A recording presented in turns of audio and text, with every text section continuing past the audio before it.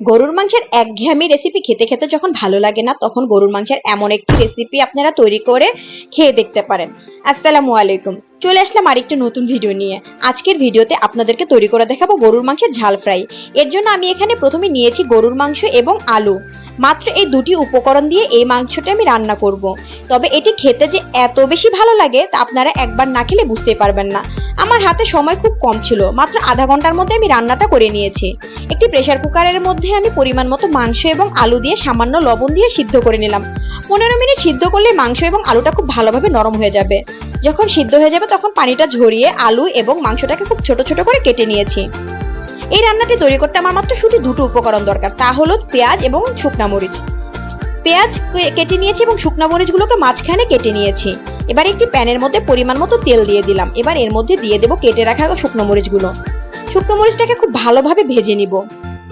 বিশ্বাস করুন, মাত্র দুইটি উপকরণ দিয়ে রান্না মাংসের এই রেসিপির খেতে যে এত বেশি মজার, যারা কখনো খাননি তারা বুঝতেই পারবেন না। যখন শুকনা মরিচটা ভাজা হয়ে গিয়েছে, এবার এর মধ্যে আমি দিয়ে দিলাম পেঁয়াজ কুচি। পেঁয়াজ এবং মরিচটাকে আমি একটু ভালোভাবে ভেজে নিব। এর মধ্যে দিয়ে দিলাম পরিমাণ মতো লবণ। গরম গরম ভাতের সাথে গরুর মাংসের এই রেসিপিটা খেতে যে এত বেশি ভালো লাগে, যারা কখনো খাননি তারা বুঝতেই পারবেন না।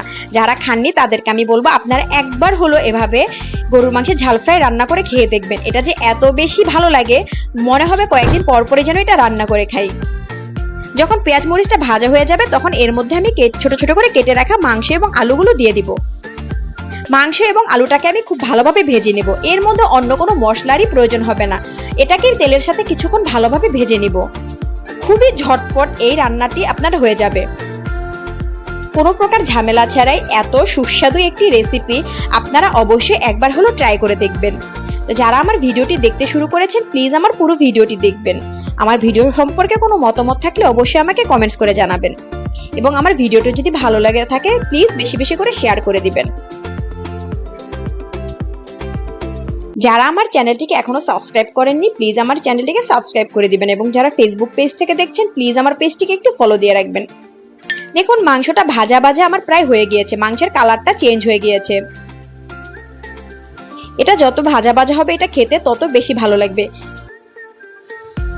গরম গরম ভাত, রুটি কিংবা পরোটা, এগুলোর সাথে গরুর মাংসের এই রেসিপিটা খেতে অনেক ভালো লাগে।